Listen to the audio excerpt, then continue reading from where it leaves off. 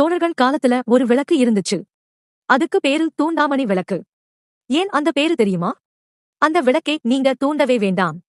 எண்ணெய் தீர தீர தானாவே திரி எரிஞ்சுக்கிட்டே இருக்கும். இது மேஜிக் கிடையாது.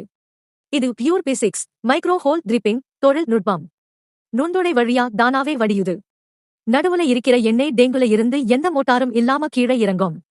எப்படி தெரியுமா? அந்த விளக்க வடிவமைச்ச விதம் அப்படி. அது மட்டுமில்ல, இதை தூண்டாமணி விளக்குன்னும் சொல்லுவாங்க. அதாவது என்னைக்குமே அணையாத விளக்கு. சோழர் காலத்து கல்வெட்டுல இதை பத்தி எழுதியிருக்கு. இத கும்பகோணத்தை தவிர வேறெங்கு செய்தாலும் சிறப்பாக இருக்காது. ஏன்னா அங்க காவேரி ஆத்துல கிடைக்கிற வண்டல் மல்லதான் இந்த அச்சு செய்றாங்க. வேற எந்த மண்டல செஞ்சாலும் இந்த நுணுக்கம் வராது. இதுல 4 பார்ட்ஸ் இருக்கு. மேல சங்கிலி, அடுத்து அன்னப்பறவை, நடுவுல எண்ணெய் டேங், கீழ விளக்கு எல்லாத்தையும் ஸ்க்ரூ பண்ணி மாட்டிக்கலாம். 1000 வருஷத்துக்கு முன்னாடியே இப்படி ஒரு இன்ஜினியரிங் நம்ம முன்னோர்கள் சும்மா இல்ல. இப்போ சொல்லுங்க, இது ஆன்மீகமா இல்ல அறிவியலா? கமெண்ட்ல சொல்லுங்க.